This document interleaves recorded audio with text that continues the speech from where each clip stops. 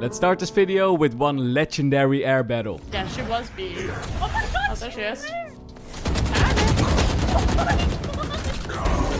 That's a very epic way to win a game, my friend. And luckily for you, there are a lot more epic clips in this video because it's that time again. Another episode of the Valorant tips and tricks sent by you series. In this series, I show tons of tips and tricks that you guys sent to me. And also some cool Valorant moments like that last one. It's been a while since last episode, so I got a lot of new tricks to show. Like this Yoru tricky over here. Here's what you can do. If you ever notice a sage wall somewhere, you can stand against the wall and aim at the edge of it. And after that, place your clone down with your right click. When you do this and activate your clone, the wall will break instantly, and because it breaks so fast, you might catch an enemy that's not paying attention. This trick is especially good if you are sneaking around with your whole team, and then bam, 5-man push. And while we're talking about Yoru, by the way, did you know that you can bounce your flashes against his clone? I know it's a very strange mechanic, not sure if it's very useful, but I mean, Kaikun got a kill with it. Okay, let's move on with the sofa tricky now. As some of you might know, when you use your sofa drone next to a box or something, it will fly way higher than normal, because the ground underneath the drone is a little bit higher than. But did you know that on some spots your drone will fly so high that it even can fly over buildings? Here on Sunset, for example, you can use this box over here to fly on the roof, and when you do that, your drone will fly so high that you can look into middle and spot the enemies like that. A very sneaky trick. Another spot where you can use this mechanic is in Link on Pearl, though this one is a bit dangerous because you need to stand in front of the double doors, but there are probably a lot more spots in Valorant, so now that you know this mechanic, good luck finding them. Okay, let's move on. Sometimes I get those clips submitted where I think about, yo, these are just too good to be true, right? And this is one of them.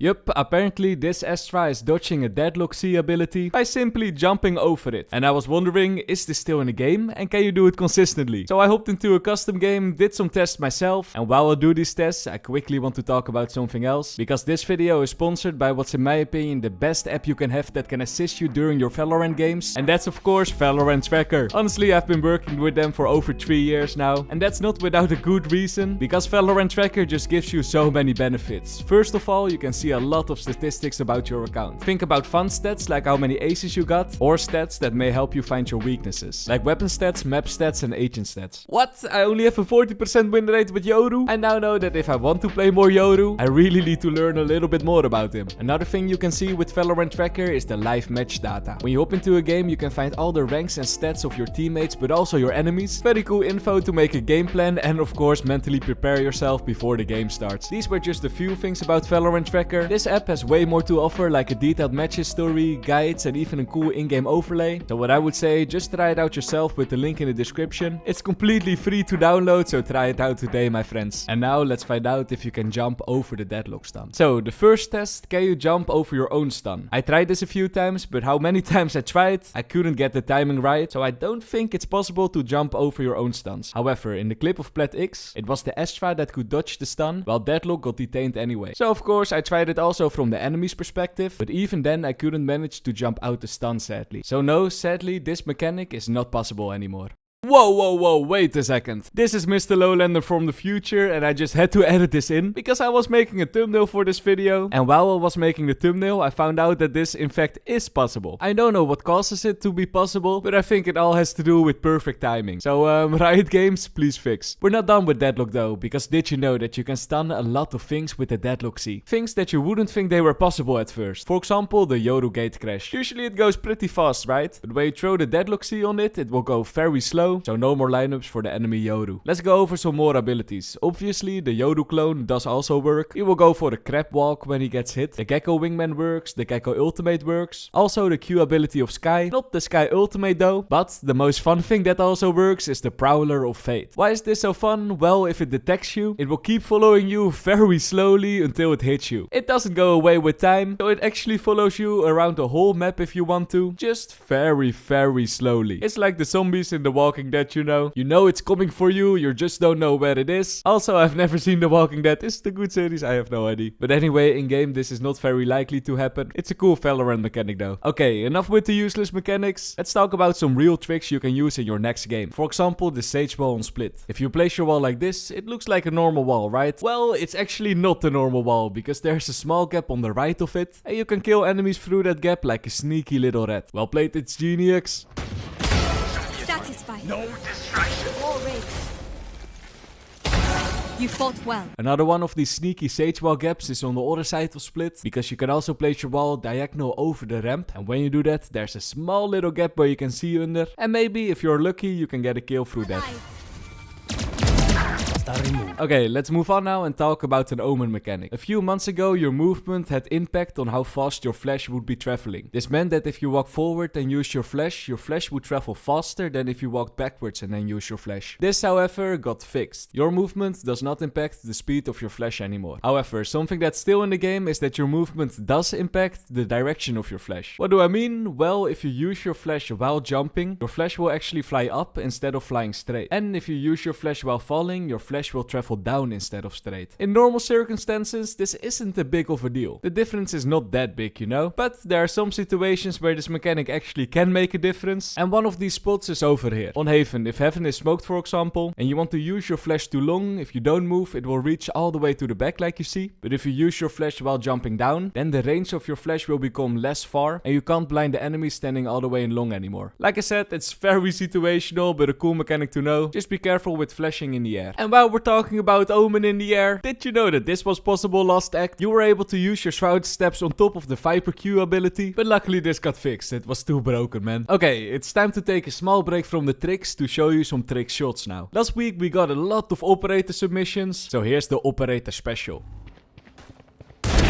Oops. Nice collateral, but we've seen that a lot. Something that's less common is a mid-air no-scope. One backside. Nice shot, my friend. But we can make it more insane. What about 2 back-to-back no-scopies? I'm lagging. No, I can't be lagging. What? The chance of that happening is so extremely low. Well played, Pneeks. And then a bonus clip. How did Hes not kill Reyna over here?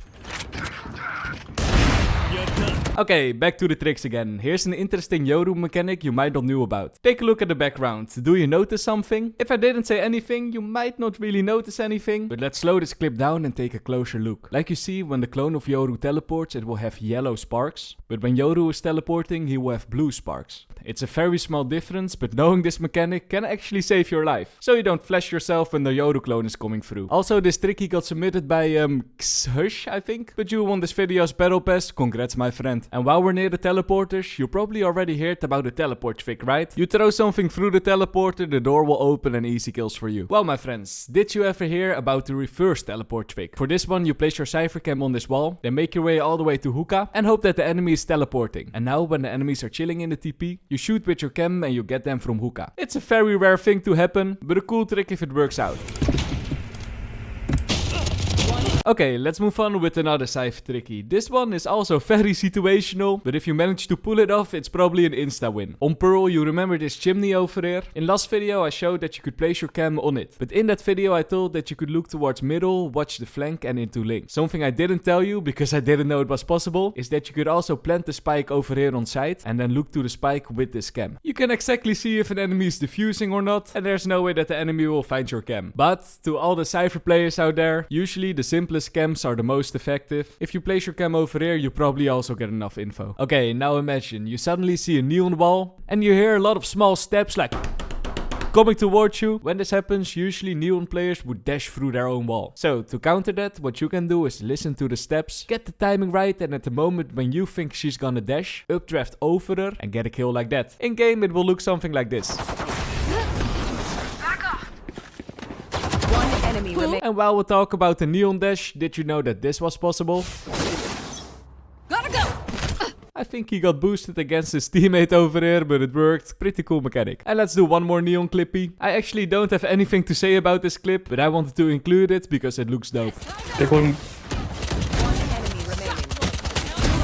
Sometimes I get submissions of tricks that are, how can I say it politely? Well, they are just bad, you know? And when I get those submissions, I don't show them in the videos. However, even though this next trick is really bad to do in game, I wanted to include it in the video anyway, because if you get a kill like this, you are actually a legend. If you've planted the spike next to the ledge, a thing you can do with Jet is fly all the way around the pillar. You need to use your updraft and also your dash. And when you've flown around it, you have like 3 seconds to shoot the enemy's head before you fall into the abyss. So you're probably not not gonna get any kills with this one, but if you do, for sure that the enemies will be tilted. Another way to tilt the enemies with a little higher success rate is this next one on Ascent. Did you know that you could stand in heaven, hug the side of the wall, walk a little to the left, and from here the enemies won't be able to see you. Wait till the right moment, maybe ask a teammate to flash you in, then peek and get some easy kills. Well played, Crazed Noodle.